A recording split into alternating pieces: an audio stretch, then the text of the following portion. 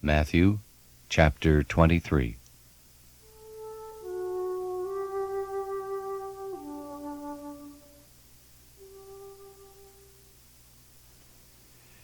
Then Jesus said to the crowds and to his disciples, "The teachers of the law and the Pharisees sit in Moses' seat. So you must obey them and do everything they tell you. But do not do what they do, for they do not practice what they preach. They tie up heavy loads and put them on men's shoulders, but they themselves are not willing to lift a finger to move them. Everything they do is done for men to see. They make their phylacteries wide and the tassels of their prayer shawls long. They love the place of honor at banquets and the most important seats in the synagogues. They love to be greeted in the marketplaces and to have men call them Rabbi. But you are not to be called Rabbi, for you have only one master, and you are all brothers. And do not call anyone on earth Father, for you have one Father, and he is in heaven. Nor are you to be called Teacher, for you have one Teacher, the Christ. The greatest among you will be your servant. For whoever exalts himself will be humbled, and whoever humbles himself will be exalted. Woe to you, teachers of the law and Pharisees, you hypocrites! You shut the kingdom of heaven in men's faces. You yourselves do not enter, nor will you let those enter who are trying to. Woe to you, teachers of the law and Pharisees, you hypocrites! You travel over land and sea to win a single convert, and when he becomes one, you make him twice as much a son of hell as you are. Woe to you, blind guides! You say, if anyone swears by the temple, it means nothing. But if anyone swears by the gold of the temple, he is bound by his oath. You blind fools! Which is greater, the gold or the temple that makes the gold sacred?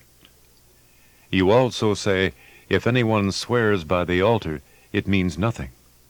But if anyone swears by the gift on it, he is bound by his oath. You blind men!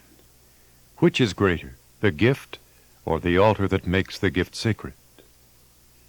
Therefore he who swears by the altar swears by it and by everything on it. And he who swears by the temple swears by it and by the one who dwells in it. And he who swears by heaven swears by God's throne and by the one who sits on it. Woe to you, teachers of the law and Pharisees, you hypocrites! You give 1/10 of your spices, mint, dill, and cumin, but you have neglected the more important matters of the law, justice, mercy, and faithfulness. You ought to have practiced the latter without neglecting the former. You blind guides! You strain out a gnat, but swallow a camel. Woe to you, teachers of the law and Pharisees, you hypocrites! You clean the outside of the cup and dish, but inside they are full of greed and self-indulgence. Blind Pharisee! First clean the inside of the cup and dish, and then the outside also will be clean. Woe to you, teachers of the law and Pharisees, you hypocrites! You are like the whitewashed tombs, which look beautiful on the outside, but on the inside are full of dead men's bones and everything unclean.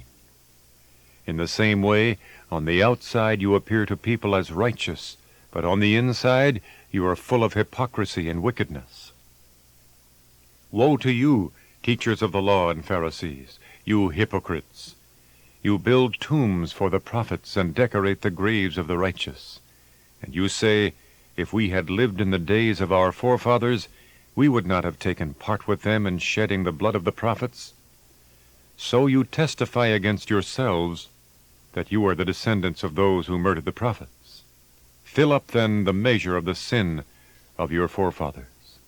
You snakes, you brood of vipers, how will you escape being condemned to hell? Therefore I am sending you prophets and wise men and teachers. Some of them you will kill and crucify.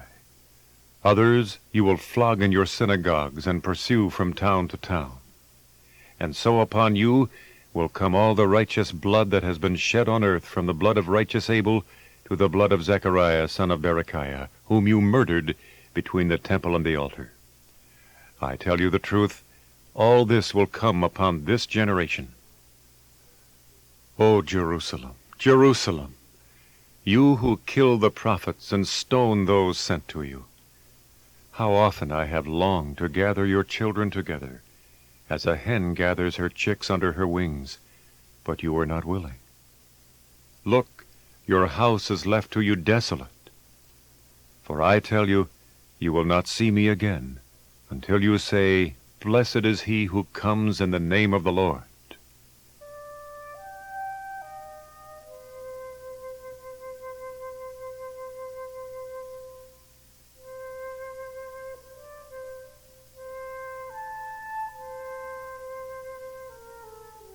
Chapter 24. Jesus left the temple and was walking away when his disciples came up to him to call his attention to its buildings. Do you see all these things? He asked. I tell you the truth, not one stone here will be left on another. Every one will be thrown down. As Jesus was sitting on the Mount of Olives, the disciples came to him privately. Tell us, they said, when will this happen? And what will be the sign of your coming and of the end of the age? Jesus answered, Watch out that no one deceives you, for many will come in my name, claiming, I am the Christ, and will deceive many. You will hear of wars and rumors of wars, but see to it that you are not alarmed. Such things must happen, but the end is still to come. Nation will rise against nation, and kingdom against kingdom. There will be famines and earthquakes in various places. All these are the beginning of birth pains. Then you will be handed over to be persecuted and put to death, and you will be hated by all nations because of me. At that time many will turn away from the faith and will betray and hate each other. And many false prophets will appear and deceive many people. Because of the increase of wickedness, the love of most will grow cold. But he who stands firm to the end will be saved. And this gospel of the kingdom will be preached in the whole world as a testimony to all nations. And then the end will come.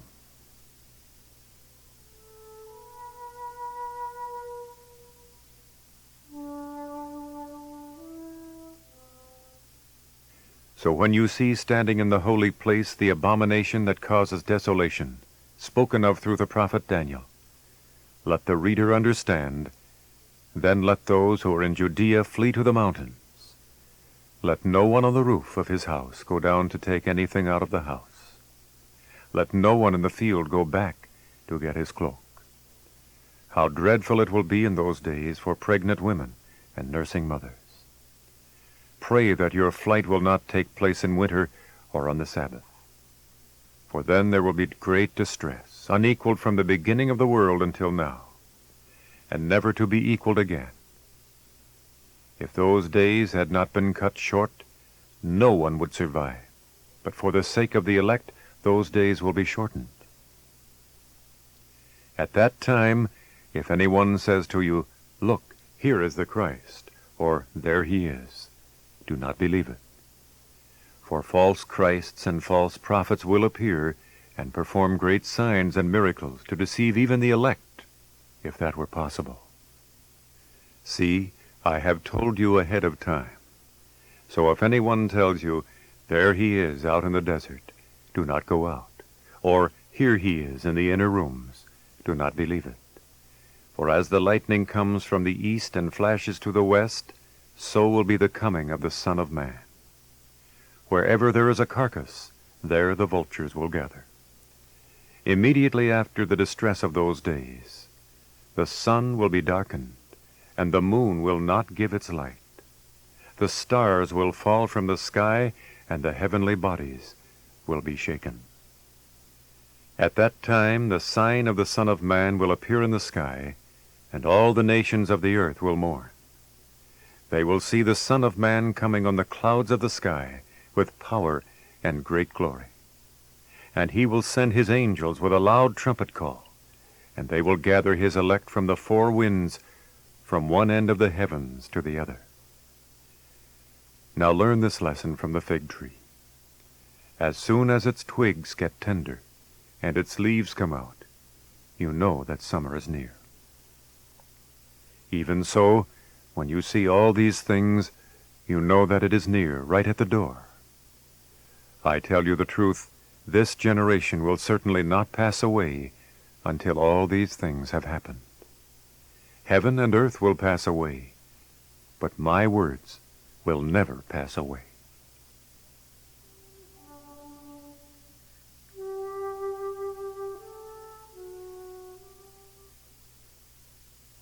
No one knows about that day or hour, not even the angels in heaven, nor the Son, but only the Father. As it was in the days of Noah, so it will be at the coming of the Son of Man. For in the days before the flood, people were eating and drinking, marrying and giving in marriage, up to the day Noah entered the ark. And they knew nothing about what would happen until the flood came and took them all away. That is how it will be at the coming of the Son of Man. 2 men will be in the field. One will be taken, and the other left. 2 women will be grinding with a hand mill. One will be taken, and the other left. Therefore keep watch, because you do not know on what day your Lord will come. But understand this: if the owner of the house had known at what time of night the thief was coming, he would have kept watch, and would not have let his house be broken into. So you also must be ready, because the Son of Man will come at an hour when you do not expect him. Who then is the faithful and wise servant, whom the master has put in charge of the servants in his household to give them their food at the proper time? It will be good for that servant whose master finds him doing so when he returns. I tell you the truth, he will put him in charge of all his possessions.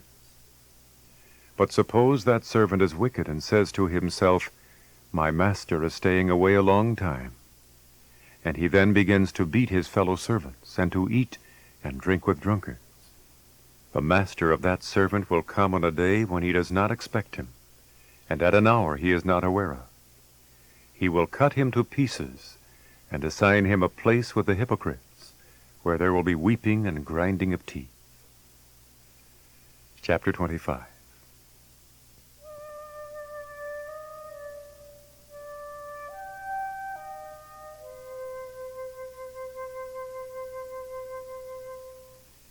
At that time the kingdom of heaven will be like 10 virgins, who took their lamps and went out to meet the bridegroom. 5 of them were foolish, and 5 were wise. The foolish ones took their lamps, but did not take any oil with them. The wise, however, took oil in jars along with their lamps. The bridegroom was late, and they all became drowsy and fell asleep. At midnight the cry rang out, "Here's the bridegroom, come out to meet him." Then all the virgins woke up and trimmed their lamps. The foolish ones said to the wise, "Give us some of your oil, our lamps are going out." "No," they replied, "there may not be enough for both us and you. Instead, go to those who sell oil and buy some for yourselves." But while they were on their way to buy the oil, the bridegroom arrived. The virgins who were ready went in with him to the wedding banquet, and the door was shut. Later the others also came. "Sir, sir," they said, "open the door for us." But he replied, "I tell you the truth, I don't know you. Therefore keep watch, because you do not know the day or the hour." Again, it will be like a man going on a journey, who called his servants and entrusted his property to them. To one he gave 5 talents of money, to another 2 talents, and to another 1 talent, each according to his ability. Then he went on his journey. The man who had received the 5 talents went at once and put his money to work and gained 5 more. So also the one with the 2 talents gained 2 more. But the man who had received the 1 talent went off, dug a hole in the ground, and hid his master's money. After a long time, the master of those servants returned and settled accounts with them. The man who had received the 5 talents brought the other 5. Master, he said, you entrusted me with 5 talents. See, I have gained 5 more. His master replied, Well done, good and faithful servant. You have been faithful with a few things. I will put you in charge of many things. Come and share your master's happiness. The man with the 2 talents also came. Master, he said, you entrusted me with 2 talents. See, I have gained 2 more. His master replied, Well done, good and faithful servant. You have been faithful with a few things. I will put you in charge of many things. Come and share your master's happiness. Then the man who had received the 1 talent came. Master, he said, I knew that you are a hard man, harvesting where you have not sown, and gathering where you have not scattered seed. So I was afraid, and went out and hid your talent in the ground. See, here is what belongs to you. His master replied, You wicked, lazy servant. So you knew that I harvest where I have not sown, and gather where I have not scattered seed. Well then, you should have put my money on deposit with the bankers, so that when I returned, I would have received it back with interest. Take the talent from him and give it to the one who has the 10 talents. For everyone who has will be given more, and he will have an abundance. Whoever does not have, even what he has will be taken from him. And throw that worthless servant outside into the darkness, where there will be weeping and grinding of teeth. When the Son of Man comes in his glory, and all the angels with him, he will sit on his throne in heavenly glory. All the nations will be gathered before him, and he will separate the people one from another, as a shepherd separates the sheep from the goats. He will put the sheep on his right, and the goats on his left.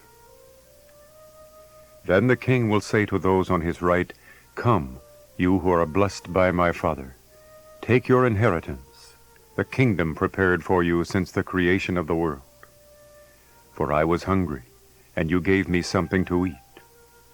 I was thirsty, and you gave me something to drink. I was a stranger, and you invited me in. I needed clothes, and you clothed me. I was sick, and you looked after me. I was in prison, and you came to visit me. Then the righteous will answer him, Lord, when did we see you hungry and feed you, or thirsty and give you something to drink? When did we see you a stranger and invite you in, or needing clothes and clothe you? When did we see you sick or in prison and go to visit you? The king will reply, I tell you the truth, whatever you did for one of the least of these brothers of mine, you did it for me. Then he will say to those on his left, Depart from me, you who are cursed, into the eternal fire prepared for the devil and his angels. For I was hungry, and you gave me nothing to eat. I was thirsty, and you gave me nothing to drink. I was a stranger, and you did not invite me in. I needed clothes, and you did not clothe me. I was sick and in prison, and you did not look after me. They also will answer, Lord, when did we see you hungry or thirsty or a stranger or needing clothes or sick or in prison and did not help you? He will reply, I tell you the truth, whatever you did not do for one of the least of these, you did not do for me. Then they will go away to eternal punishment, but the righteous to eternal life.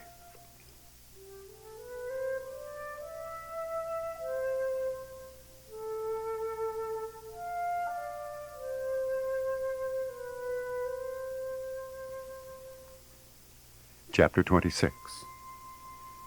When Jesus had finished saying all these things, he said to his disciples, "As you know, the Passover is 2 days away, and the Son of Man will be handed over to be crucified."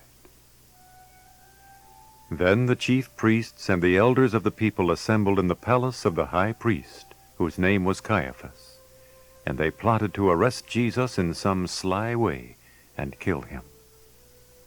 "But not during the feast," they said, "or there may be a riot among the people." While Jesus was in Bethany, in the home of a man known as Simon the leper, a woman came to him with an alabaster jar of very expensive perfume, which she poured on his head as he was reclining at the table. When the disciples saw this, they were indignant. "Why this waste?" they asked. "This perfume could have been sold at a high price and the money given to the poor." Aware of this, Jesus said to them, "Why are you bothering this woman? She has done a beautiful thing to me. The poor you will always have with you, but you will not always have me. When she poured this perfume on my body, she did it to prepare me for burial. I tell you the truth, wherever this gospel is preached throughout the world, what she has done will also be told in memory of her."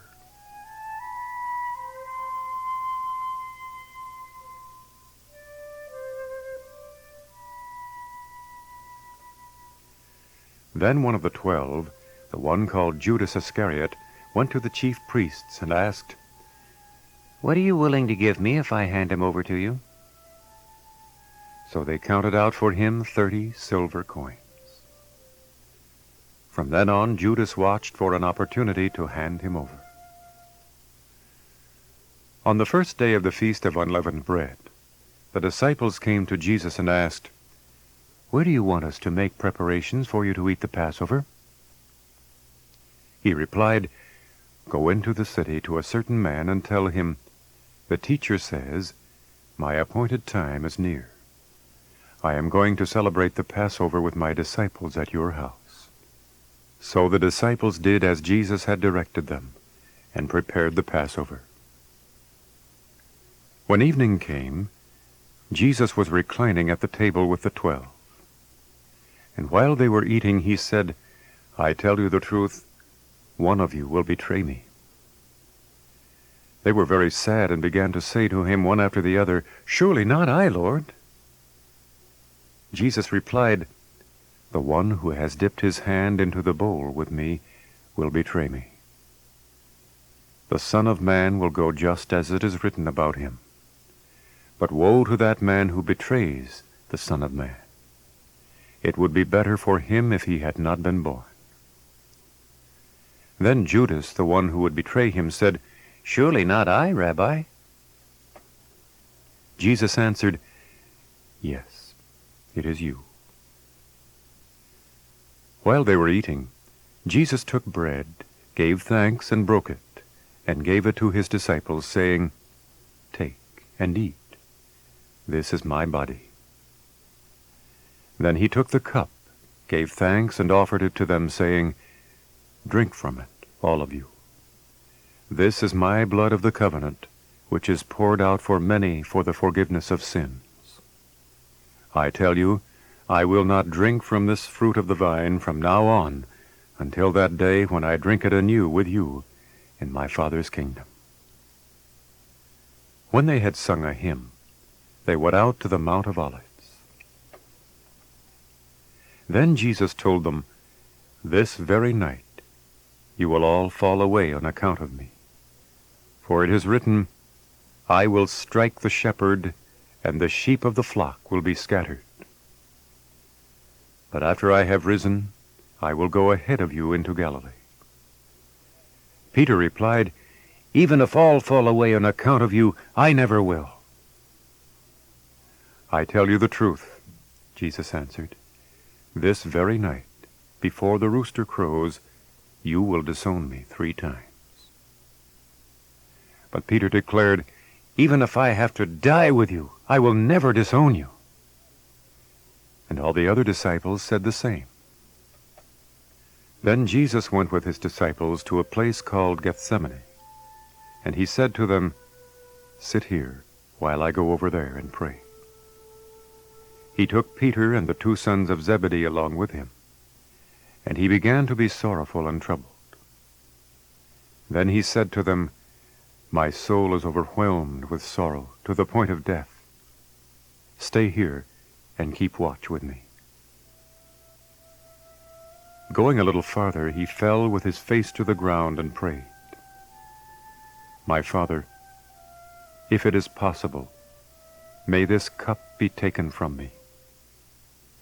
Yet not as I will, but as you will. Then he returned to his disciples and found them sleeping. Could you men not keep watch with me for 1 hour? He asked Peter. Watch and pray, so that you will not fall into temptation. The spirit is willing, but the body is weak. He went away a 2nd time and prayed, my Father, if it is not possible for this cup to be taken away unless I drink it, may your will be done. When he came back, he again found them sleeping because their eyes were heavy. So he left them and went away once more and prayed the 3rd time, saying the same thing. Then he returned to the disciples and said to them, are you still sleeping and resting? Look, the hour is near, and the Son of Man is betrayed into the hands of sinners. Rise, let us go. Here comes my betrayer. While he was still speaking, Judas, one of the 12, arrived. With him was a large crowd armed with swords and clubs, sent from the chief priests and the elders of the people. Now the betrayer had arranged a signal with them. The one I kiss is the man. Arrest him. Going at once to Jesus, Judas said, Greetings, Rabbi, and kissed him. Jesus replied, Friend, do what you came for. Then the men stepped forward, seized Jesus, and arrested him. With that, one of Jesus' companions reached for his sword, drew it out, and struck the servant of the high priest, cutting off his ear. Put your sword back in its place, Jesus said to him, for all who draw the sword will die by the sword. Do you think I cannot call on my Father, and he will at once put at my disposal more than 12 legions of angels? But how then would the Scriptures be fulfilled that say it must happen in this way? At that time Jesus said to the crowd, Am I leading a rebellion that you have to come out with swords and clubs to capture me? Every day I sat in the temple courts teaching, and you did not arrest me. But this has all taken place that the writings of the prophets might be fulfilled. Then all the disciples deserted him and fled. Those who had arrested Jesus took him to Caiaphas the high priest, where the teachers of the law and the elders had assembled. But Peter followed him at a distance, right up to the courtyard of the high priest. He entered and sat down with the guards to see the outcome. The chief priests and the whole Sanhedrin were looking for false evidence against Jesus so that they could put him to death. But they did not find any, though many false witnesses came forward. Finally, 2 came forward and declared, This fellow said, I am able to destroy the temple of God and rebuild it in 3 days. Then the high priest stood up and said to Jesus, Are you not going to answer? What is this testimony that these men are bringing against you? But Jesus remained silent. The high priest said to him, I charge you under oath by the living God, tell us if you are the Christ, the Son of God. Yes, it is as you say, Jesus replied. But I say to all of you, in the future you will see the Son of Man sitting at the right hand of the Mighty One, and coming on the clouds of heaven." Then the high priest tore his clothes and said, "He has spoken blasphemy. Why do we need any more witnesses? Look, now you have heard the blasphemy. What do you think?" "He is worthy of death," they answered. Then they spit in his face and struck him with their fists. Others slapped him and said, "Prophesy to us, Christ. Who hit you?" Now Peter was sitting out in the courtyard, and a servant girl came to him. "You also were with Jesus of Galilee," she said. But he denied it before them all. "I don't know what you're talking about," he said. Then he went out to the gateway where another girl saw him and said to the people there, "This fellow was with Jesus of Nazareth." He denied it again with an oath. "I don't know the man."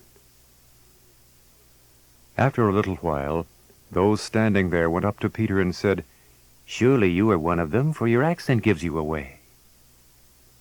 Then he began to call down curses on himself, and he swore to them, "I don't know the man." Immediately a rooster crowed. Then Peter remembered the word Jesus had spoken, "Before the rooster crows, you will disown me 3 times."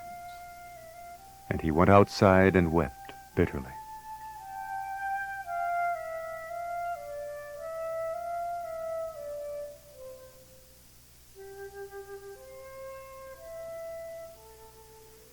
Chapter 27. Early in the morning, all the chief priests and the elders of the people came to the decision to put Jesus to death. They bound him, led him away, and handed him over to Pilate, the governor. When Judas, who betrayed him, saw that Jesus was condemned, he was seized with remorse, and returned the 30 silver coins to the chief priests and the elders. "I have sinned," he said, "for I have betrayed innocent blood." "What is that to us?" they replied. "That's your responsibility." So Judas threw the money into the temple and left. Then he went away and hanged himself.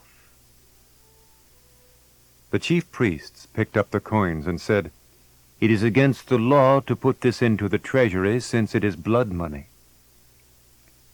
So they decided to use the money to buy the potter's field as a burial place for foreigners. That is why it has been called the Field of Blood to this day. Then what was spoken by Jeremiah the prophet was fulfilled. They took the 30 silver coins, the price set on him by the people of Israel, and they used them to buy the potter's field as the Lord commanded me. Meanwhile Jesus stood before the governor, and the governor asked him, "Are you the king of the Jews?" "Yes, it is as you say," Jesus replied. When he was accused by the chief priests and the elders, he gave no answer. Then Pilate asked him, "Don't you hear how many things they are accusing you of?" But Jesus made no reply, not even to a single charge, to the great amazement of the governor. Now it was the governor's custom at the feast to release a prisoner chosen by the crowd. At that time they had a notorious prisoner called Barabbas. So when the crowd had gathered, Pilate asked them, "Which one do you want me to release to you, Barabbas or Jesus, who is called Christ?" For he knew it was out of envy that they had handed Jesus over to him. While Pilate was sitting on the judge's seat, his wife sent him this message: "Don't have anything to do with that innocent man, because I have suffered a great deal today in a dream on account of him." But the chief priests and the elders persuaded the crowd to ask for Barabbas and to have Jesus executed. "Which of the 2 do you want me to release to you?" asked the governor. "Barabbas," they answered. "What shall I do then with Jesus, who is called Christ?" Pilate asked. They all answered, "Crucify him!" Why? What crime has he committed? asked Pilate. But they shouted all the louder, "Crucify him!" When Pilate saw that he was getting nowhere, but that instead an uproar was starting, he took water and washed his hands in front of the crowd. I am innocent of this man's blood, he said. It is your responsibility. All the people answered, Let his blood be on us and on our children. Then he released Barabbas to them. But he had Jesus flogged and handed him over to be crucified.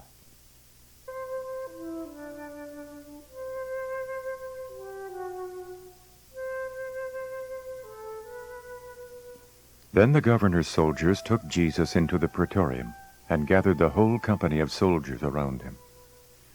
They stripped him and put a scarlet robe on him, and then wove a crown of thorns and set it on his head. They put a staff in his right hand and knelt in front of him and mocked him. Hail, King of the Jews! They said.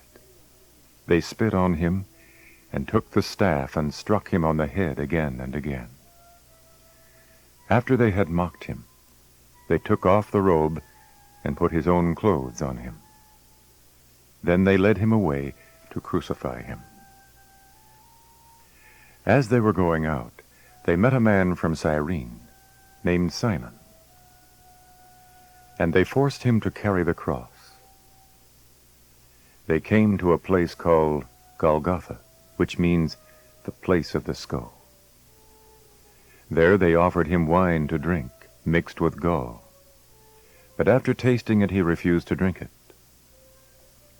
When they had crucified him, they divided up his clothes by casting lots. And sitting down, they kept watch over him there. Above his head, they placed the written charge against him, "This is Jesus, the King of the Jews." 2 robbers were crucified with him, one on his right and one on his left. Those who passed by hurled insults at him, shaking their heads and saying, You who are going to destroy the temple and build it in 3 days, save yourself. Come down from the cross, if you are the Son of God. In the same way, the chief priests, the teachers of the law, and the elders mocked him. He saved others, They said, but he can't save himself. He's the King of Israel. Let him come down now from the cross, and we'll believe in him. He trusts in God. Let God rescue him now if he wants him. For he said, I am the Son of God. In the same way, the robbers who were crucified with him also heaped insults on him. From the 6th hour until the 9th hour, darkness came over all the land. About the 9th hour, Jesus cried out in a loud voice, Eloi, Eloi, lama sabachthani, which means, my God, why have you forsaken me? When some of those standing there heard this, they said, He's calling Elijah. Immediately one of them ran and got a sponge. He filled it with wine vinegar, put it on a stick, and offered it to Jesus to drink. But the rest said, Leave him alone. Let's see if Elijah comes to save him. And when Jesus had cried out again in a loud voice, he gave up his spirit.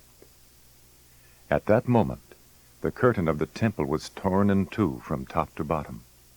The earth shook and the rocks split. The tombs broke open, and the bodies of many holy people who had died were raised to life. They came out of the tombs, and after Jesus' resurrection, they went into the holy city and appeared to many people. When the centurion and those with him who were guarding Jesus saw the earthquake and all that had happened, they were terrified and exclaimed, Surely he was the Son of God. Many women were there watching from a distance. They had followed Jesus from Galilee to care for his needs. Among them were Mary Magdalene, Mary the mother of James and Joseph, and the mother of Zebedee's sons. As evening approached, there came a rich man from Arimathea named Joseph, who had himself become a disciple of Jesus. Going to Pilate, he asked for Jesus' body, and Pilate ordered that it be given to him. Joseph took the body, wrapped it in a clean linen cloth, and placed it in his own new tomb that he had cut out of the rock. He rolled a big stone in front of the entrance to the tomb and went away. Mary Magdalene and the other Mary were sitting there across from the tomb. The next day, the one after Preparation Day, the chief priests and the Pharisees went to Pilate. "Sir," they said, "we remember that while he was still alive, that impostor said, 'After 3 days I will rise again.' So give the order for the tomb to be made secure until the 3rd day. Otherwise his disciples may come and steal the body and tell the people that he has been raised from the dead. This last deception will be worse than the first."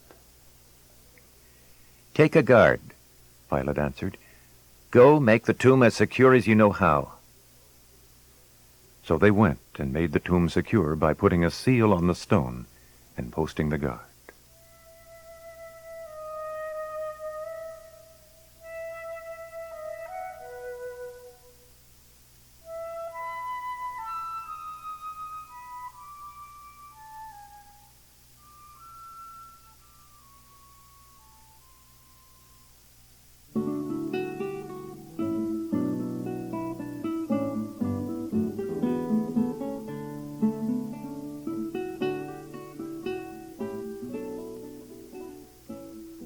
Chapter 28.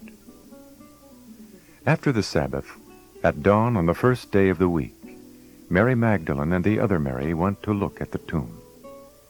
There was a violent earthquake, for an angel of the Lord came down from heaven, and going to the tomb, rolled back the stone and sat on it.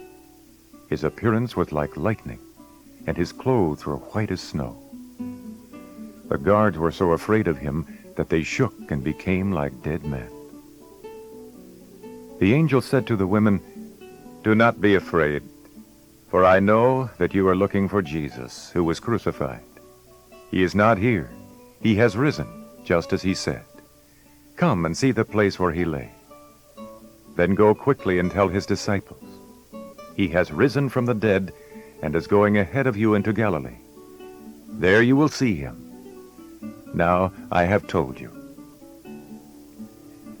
So the women hurried away from the tomb, afraid, yet filled with joy, and ran to tell his disciples.